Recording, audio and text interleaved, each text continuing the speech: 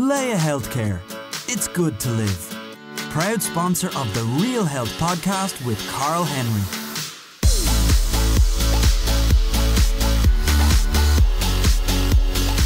Folks, welcome to the Real Health Podcast in association with Leia Healthcare with me, Carl Henry.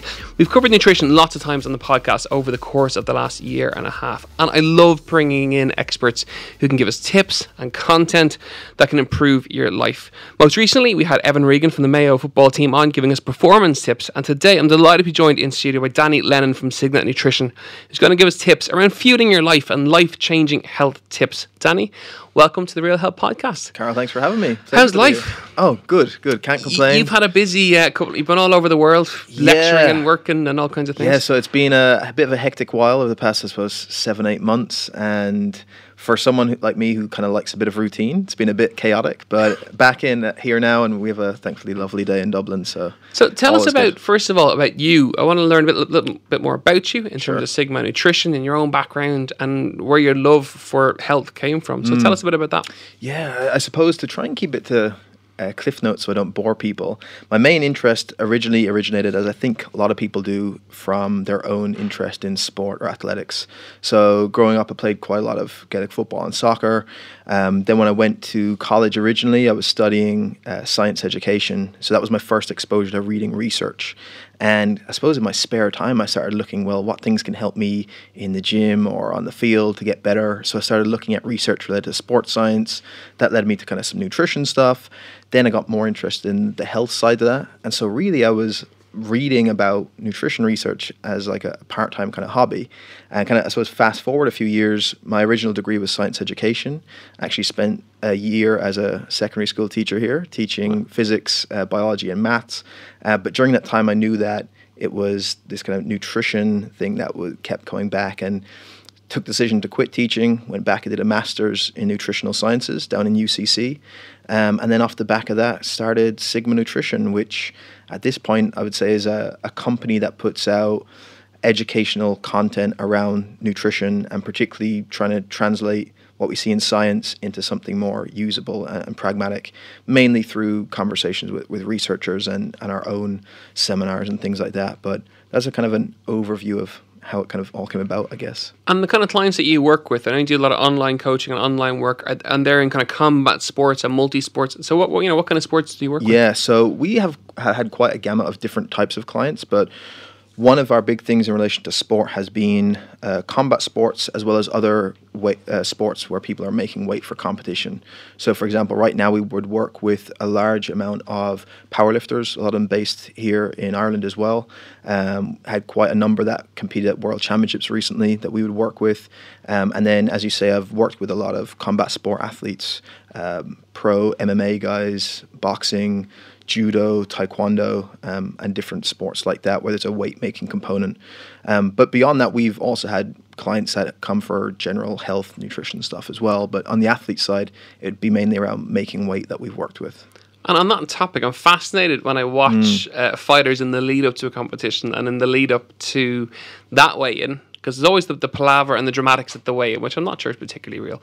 But the real part of it is the dramatic weight drop and the difference in physique in terms of tone and shape and just sinew, I suppose, for want of a better word. Right. What does it take to do that? Don't give us all the tips, because that's what you're paid for. I get that. Yeah. But give us an outline for what they have to do to make the weight. I'm sure our listeners will be fascinated by that. Yeah, I mean, for something like, let's say, an MMA athlete who has 24 hours or more between their weigh-in and their competition, you can see quite large acute weight drops in that final week to a few days. So oftentimes we'd have guys that could be losing 8-9% of their body weight in a few days through different strategies. Now, one thing to keep in mind, because when people first hear this, is like, oh, I saw Conor McGregor drop like 20 pounds in a week. Like, what should I be doing? It's like, first of all, it's nothing to do with changing their body composition of those few days. We're not losing fat mass, really. It's manipulating things like the amount of water that's stored within their muscle, amount of carbohydrate they've stored in their muscle, gut residue, which is the undigested food essentially still in the gastrointestinal tract. All these things carry a certain amount of weight. So we can drop them quite dramatically in an acute fashion over a few days with a few different strategies I'm happy to talk about. And that will drop someone's weight like I say, we can typically do maybe 8% of a body weight reduction in that kind of final week. They make weight, and then in that time frame is when it becomes really important of how do we rehydrate them, refuel them before competition, and their weight will come back up within that 24 hours to their baseline weight or above. So it's, pretty dramatic weight reductions based around water manipulation, which is where things like dehydration or saunas people typically hear about, or water loading strategies, and then losing carbohydrate through either low carbohydrate diet and glycogen depletion, and then some gut residue stuff as well. But it's pretty dramatic, and not necessarily, it definitely carries a lot of health risks as well. And it's an unfortunate side effect of having weight classes in sports. Ideally, you wouldn't have anyone cutting any weight at all. We could just let people compete, but that's not very practical. So we've got to try and help do it in the safest way we possibly can. And of course, that's where working with experts like yourself comes into, because you see online, and so I got sent one over the weekend of a plan for someone to cut weight before a competition that was delivered by a friend in the gym. And they say, oh, what do you think of this? I'm like, this is just absolutely crazy. So if anyone is, competing, go to the experts, get their expertise, pick their brains. That's what they do, and that's what they study. And someone who's a scientist like yourself is exactly the place to go. That's some weight loss. It's incredible. 10%. So if you're 100 kilos, that's 10 kilos over the course for a weigh-in. It's massive. And consider when you see a lot of guys who go beyond that. So we try and keep people within a certain range. And this comes to like long-term management of within that final week that we'd have them, that their body composition is close enough to that weight that maybe at most they're doing like an 8% cut. But you can see a lot of guys that, with just from past experiences, have done huge weight cuts. I was talking to one of our athletes recently, and he had a past experience before he worked with us of dropping 9 kilos in 12 hours. 12 hours before weigh-in. So you see all sorts of crazy practices, which is why this stuff gets pretty dangerous. And you see this across other sports as well. Like, one that's fascinating is jockeys, because they are in this unique position where they have to weigh in before a race, but they also do a weigh in afterwards as well. So it kind of prevents them actually fully rehydrating to that point as well. Plus, just trying to keep their body weight down consistently, and they're doing that like every day. And so some of their nutritional practices are just incredible, just insane, and there's a lot of health risks. What? Give us some insight. So one that's anyone that's into horse racing will have probably heard of this idea of flipping, which is essentially where they induce vomiting in themselves via different means. But one that is quite common with jockeys would be where they might get a large amount of like Coca-Cola or their carbonated beverage down off a whole load of this stuff, and then start inducing themselves to make themselves sick. Essentially the idea of getting rid of all the contents that are in their gut to lose some weight there.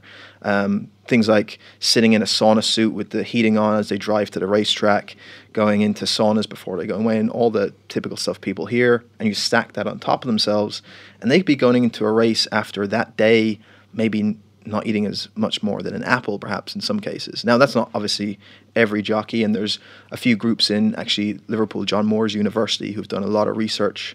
Some research actually been done down in Limerick as well, and trying to help get better quality science-based recommendations to jockeys, which many of them now use. But definitely some of the old school strategies are pretty crazy.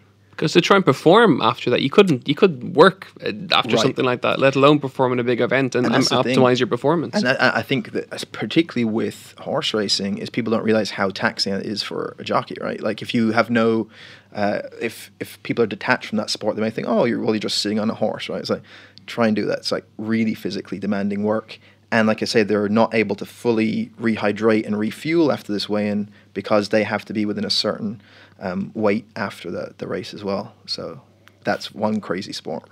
That is for sure. Yeah. Okay, enough about picking your brains on high performance. I want to bring it back to our listener base. So I want 10 simple tips. I know there's 4 non-nutrition and 6 more kind of nutrition-specific tips for optimum performance on a day-to-day life basis. The first one that you tip on is sleep, crucial for the body. Yeah. So sleep is thankfully one that more and more people are hearing about, I think, and we realize the importance. The difficulty comes in actually applying that and trying to find the time, because there's so much stuff we could do with our time nowadays. The first thing or the easiest thing to extract is time for sleep.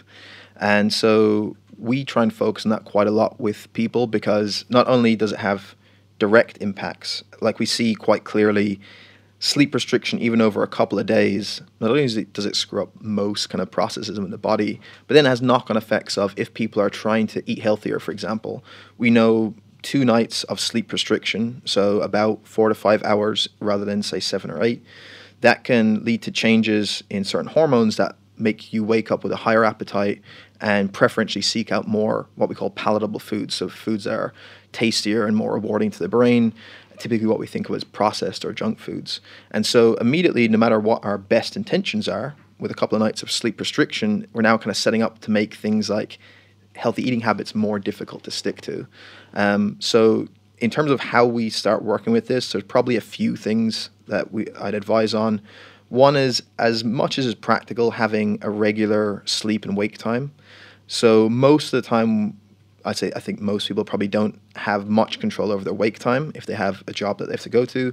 So the other thing we can control is maybe a sleep time. And again, not easy for everyone depending on their circumstances, but trying to have that as regular as possible and giving themselves enough time in bed.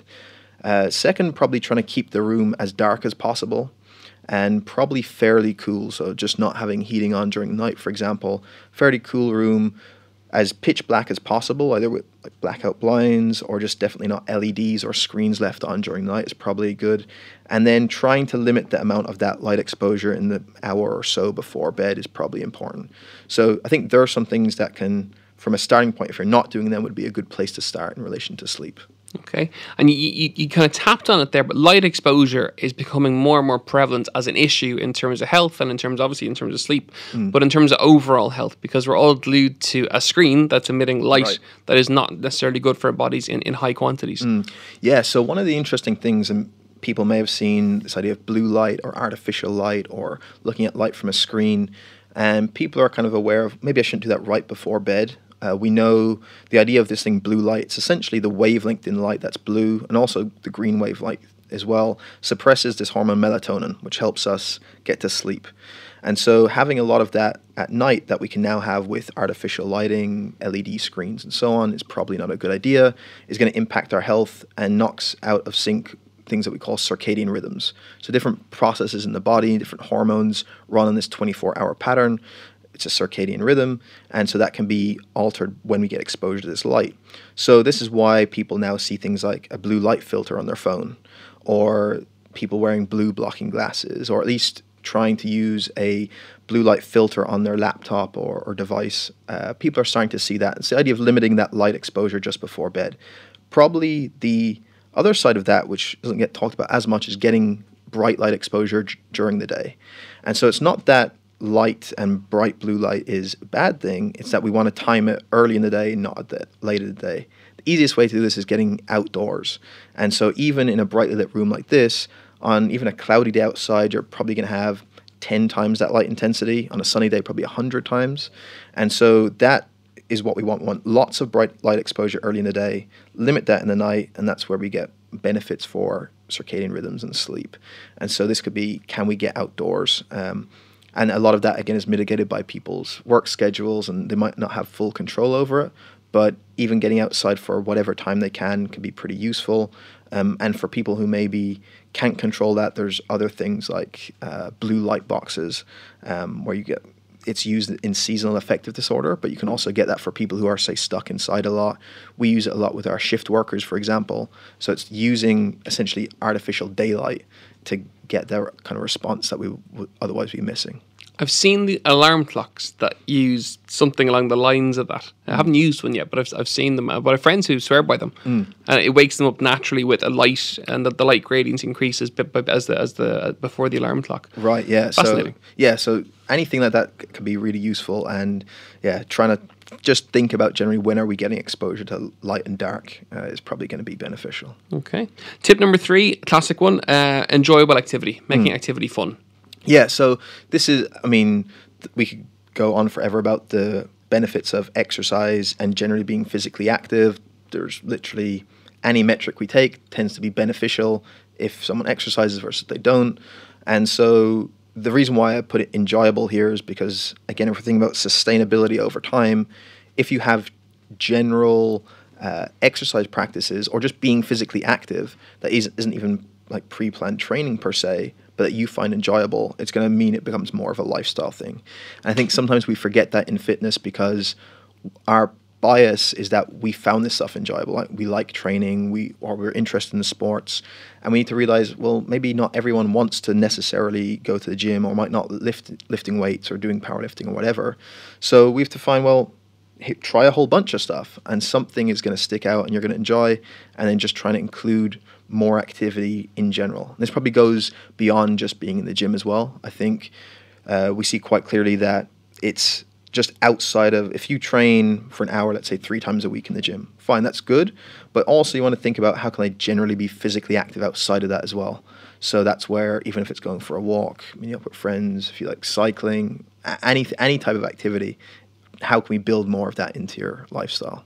And of course, once it's fun, that leads to your next tip, which is social interaction, because you surround yourself with other people who do similar sports or generally, and you chat more and you talk more. Yeah. So one of the things, if you look at like long-term, like mortality statistics, risk of chronic disease, one of the factors that's almost right up at the top is social isolation and tied close out loneliness. So 2 slightly different concepts, but very much related. And so the importance of social connection over time with either a spouse, peer groups, colleagues, people that you spend a lot of time with, and just being around humans, talking, human touch, all these things have profound impacts on health over time. And so trying to build that in, that we're keeping that social connection, which is probably becoming, now we can be more connected in an online sense, but have less actual real human connection. It's very easy to do that. And I speak for myself as well, because I work predominantly online.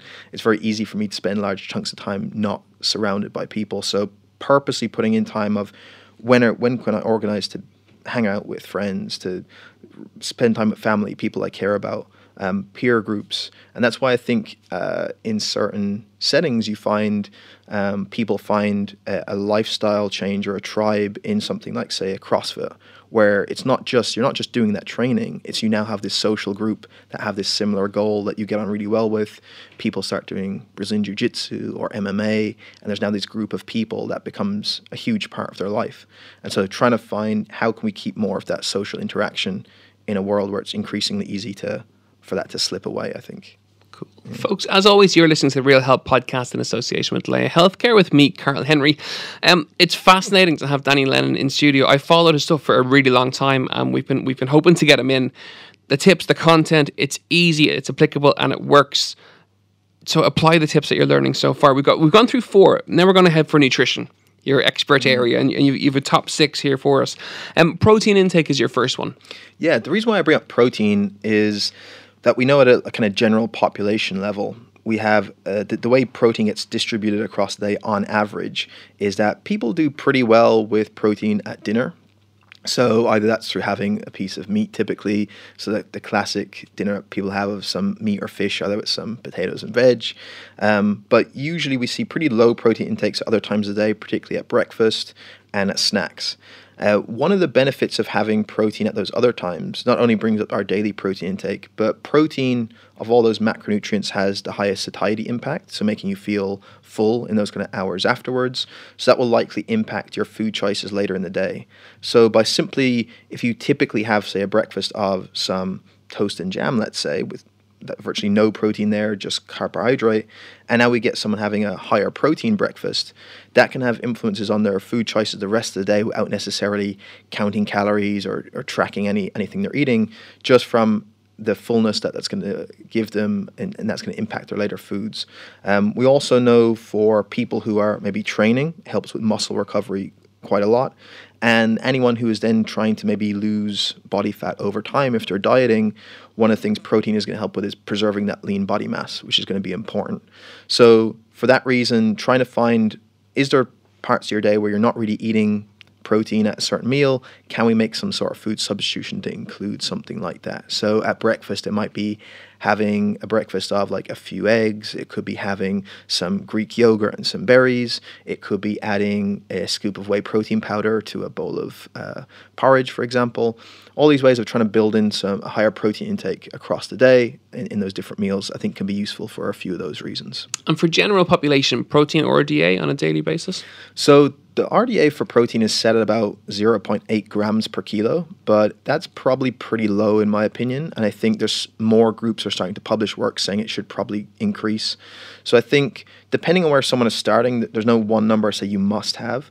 I think if someone was getting around 1.5 grams per kilo, that's probably really good for most people. If you're starting with a protein intake, though, that's very low already. It's probably unrealistic to say I need to start getting 1.5 right now. So instead, over time, of how can you just increase the amount of protein in your meals? And so from a baseline level, the way we talk through people is instead of worrying exactly how many grams you're eating per day, let's just look at your, say, 3 main meals and maybe a snack, and is there a good source of protein in there? So we'll typically have a list or different pictures of different serving sizes of protein, high protein foods, and say, can we get one of those on your plate for each of these main meals? So if you're doing that 3 times a day and getting a food that corresponds to, let's say, 30-ish grams of protein, you're probably doing really well. Snacking frequency, tip number 6. How often should people snack? Because there is a classic 3 meals, 2 snacks. Or, a breakfast snack, lunch snack, dinner. You've other people who would go with, it doesn't matter when you snack, once it's within your a time frame or calorific intake. What's your take on it? Yeah, so this is one that's more kind of pragmatic in that you're dead right that theoretically, if someone has 0 snacks or 3 snacks per day, as long as their overall intake is the same, it's not going to make any difference, and that's perfectly fine. From a more practical sense is typically when people are either gaining weight when they don't want to, or they're struggling to reduce their overall caloric intake, and maybe their goal is to diet.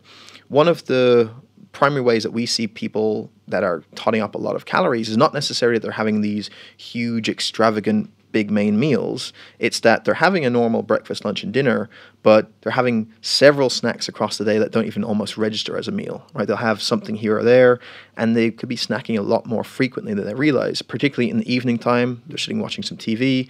It could be 3 or 4 what look like small snacks, but you add them up, that's a considerable amount of calories compared to what they're having. So the reason why I put this is if someone is trying to reduce their overall caloric intake, putting a cap on that and saying I'm going to have 3 main meals and let's say 1 snack. If they're doing that from typically having an unrestricted snacking frequency, again, without having to track or count any kind of calories, it's probably going to reduce their caloric intake, and they find that a bit more useful.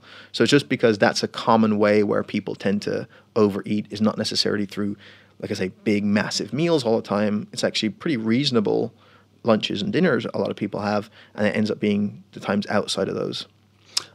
Type of snacks? So we typically advise people, again, try and have some sort of high protein snack if possible, again, depending on their goal. So if we have an athlete who is struggling to eat enough food already, it'll be the opposite. But for most people who are trying to keep within a certain overall food intake, I think having a high protein snack is probably a good idea. This might be something like, again, some Greek yogurt, maybe it could be some whey protein, it could be some leftover meat that they put into a kind of salad, some things like this.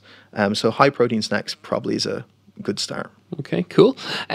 Number 7, basic cooking food prep skills. Something that people have less and less of. Right. We see that with clients all the time. Yeah, so this is, again, one that's not necessarily necessary, but I think makes a big difference. I think one of the struggles with people trying to change their food habits is usually they get some advice, but then trying to apply that becomes problematic if, well, I don't know how to put together these types of meals. I've been told certain calories or macronutrients, but I don't know how to do that. Or it's just such a pain for me to try and put meals together. Or the biggest thing is I'm getting an idea of like a diet plan off someone, but all these meals taste terrible. So just learning some basic cooking and food preparation skills can really not only allow you to take more control over the food you're having because you know what's going into it as opposed to having it to buy it out, but also you can play around with stuff and make healthy food actually taste nice. And you can also find ways that makes it easier to do. So if you learn some food preparation and some cooking skills, it doesn't have to be top level, but it's simply saying that you can put together a meal quickly that tastes reasonably good and is of decent quality food, it's going to be much more likely you're able to stay doing that. So working on that either from, there's lots of places you can kind of learn through that, and a lot of it's self-experimentation, but having that I think is a big starting point for actually being able to make long-term change and eat in a certain pattern. Yeah, or even have a certain amount of meals that you know you can cook without having to think about it. Right, yeah. And again, it doesn't have to be extravagant. It could be the same few meals that you know you really enjoy, but it means you can fall back and rely on them. Even having more food prepared that's left in the fridge, for example, now meals are those times you get home late from work or you're really tired, rather than saying, well, I've nothing prepared, I'm not really going to cook now. If you have something already there, it increases the probability at least that you're probably going to reach for that, as opposed to something that you don't want to have or whatever it is. Or you phone the takeaway. Right, so yeah, I many mean, people do. that's it, yeah. Food environment in the home, tip number 8. Yeah, so our food environment, essentially what is left around us, we see quite clearly is can influence our food choices. And so there's been, for example, studies that looked at if you're in a workplace and we were to take a bowl of, say, M&Ms, and you can imagine that if it's on your work desk and we leave that bowl there, without really being too conscious of it, you'd probably take a fair amount of that. They've done ones where they move that from there to in your desk still, but like in a drawer or a cabinet beside it. And that barrier alone will probably reduce the frequency at which you do it. And then if you move it to the other side of the room, again, reduce it further.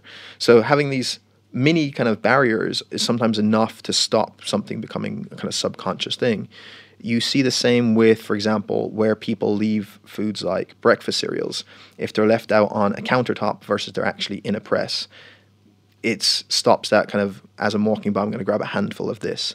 The same you can think about the foods that people have in their diet. So one example I typically talk about is, say, ice cream. That there's no reason to ban ice cream from anyone's diet. I think it should be enjoyed in moderation, and it's something that we can all include. However, if someone is finding, when I have like a 2-liter tub of ice cream at home, I'm just constantly having it all the time, or it's just, for me, a trigger food. I have a small bit and I want all of it. So then we can say, well, instead of having it within your immediate environment at home, anytime you want it, maybe you go out somewhere and get a serving of it. But you're not going to have it around all the time where it's a kind of battle against that. And so setting up things like what is in your press and your fridge at home versus then also what's in visible sight can make a difference. Been some research looking at where if you have one particular area where all your, say, let's say, quote unquote, treat foods are left versus having them everywhere in plain sight probably dictates the frequency at which they're consumed. So just thinking about what is in our immediate food environment and probably saying, I'm not going to ban any foods like an ice cream or chocolate or so on, but rather than having lots of them in limitless supplies left around the kitchen, I'm going to be purposeful of, okay, today I really want to go and have a bar of chocolate. I'm going to go down and shop. I'm going to buy one. You know exactly what the serving then is going to be, and you're not going to go crazy on that. And then the same thing with other foods. There's ways we can design our food environment that doesn't ban foods, but decreases the likelihood of it becoming problematic. Cool. Number 9, food choices. Yeah, so food choices here is a simple, in the simplest sense of, we can make certain choices that will, again, influence the likelihood of what we eat over the course of the day. So one I've already mentioned is foods that have a high satiety value, for example, like protein. Same thing with fiber, makes us feel fuller for longer. So that's the benefit of eating foods that are high in fiber, or fibrous vegetables can increase that feeling of fullness. Other things that relate to our likelihood of what we're going to eat over the day would be foods that are what we call hyperpalatable. And I mentioned this a bit earlier. So certain foods, most of the ones we think of that are ultra processed, are so rewarding to our brain that it kind of bypasses a lot of our inbuilt satiety mechanisms to kind of eat at a certain amount or it's easy to overeat on the food. We eat way more calories and don't really feel that full from them. So an example, if you take any type of food that has a lot of food engineering to it, it's not necessarily the chemicals or anything bad about it. You can enjoy those foods, no problem. But example I would give is if you take something like Pringles or Doritos or something like that, right? And you take a large serving of them. This is a food that is not only got salt, fat, flavoring, but it comes down to things like the texture, the touch, the smell, visual. All these sensory inputs are, it's what we work on in the food industry. There's food labs that will design this product to be as pleasurable as possible. And so as you're eating some of this, unless you consciously say, this is the amount I'm going to have, it's very easy to eat more and more of that. So if you take the stereotypical large tube of Pringles, is it realistic that if someone starts and says, I'm just going to stop when I'm full, you would probably eat what's classified as quote unquote one serving? Probably a lot more than that.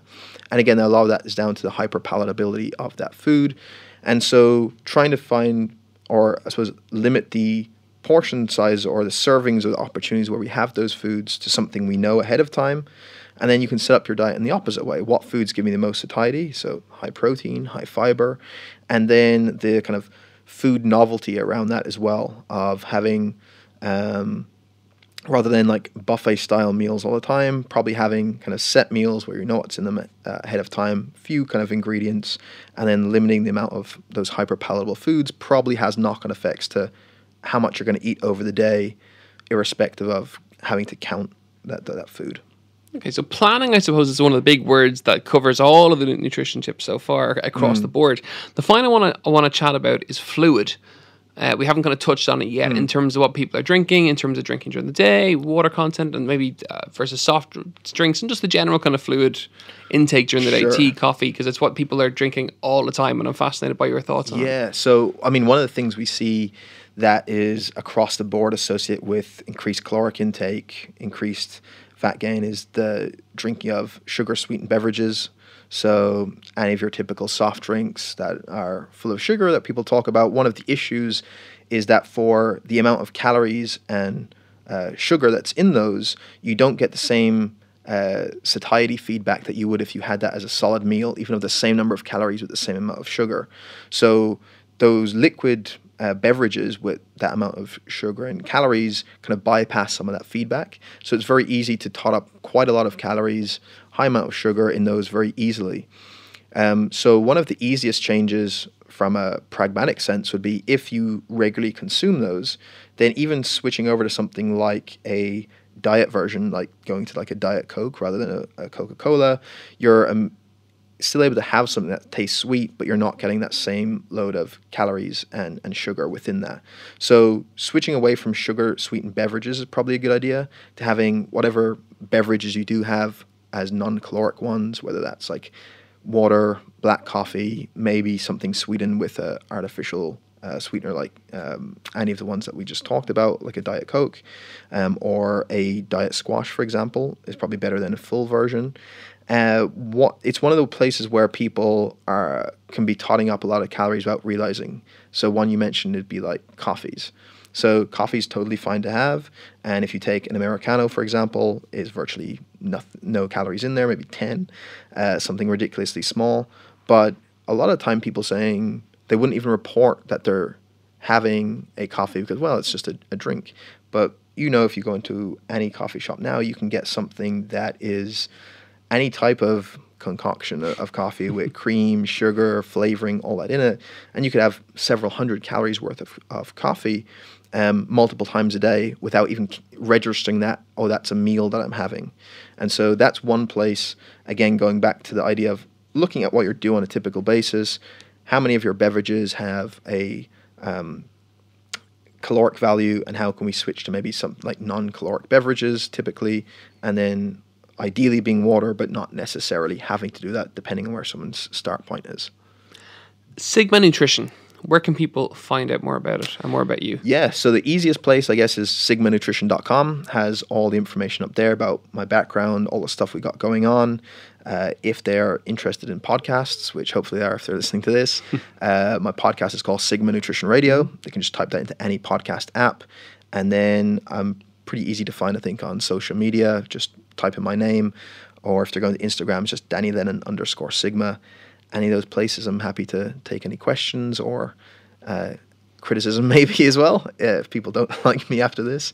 But yeah, any of those places would be cool. Yeah, cool. Well, folks, I can certainly recommend his podcast. I listen to it myself. I have done for a long time. So if you're looking for a nutrition-specific podcast, without a doubt, Sigma is the way to go, and it's the one to listen to because it's research, it's science-backed.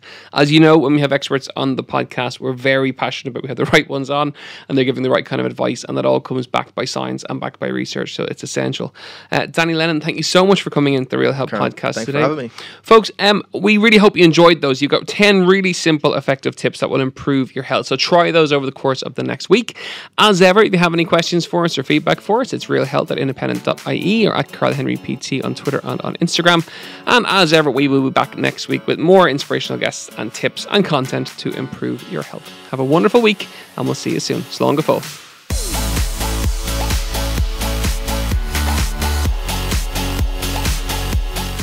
Leia Healthcare. It's good to live. Proud sponsor of the Real Health podcast with Carl Henry.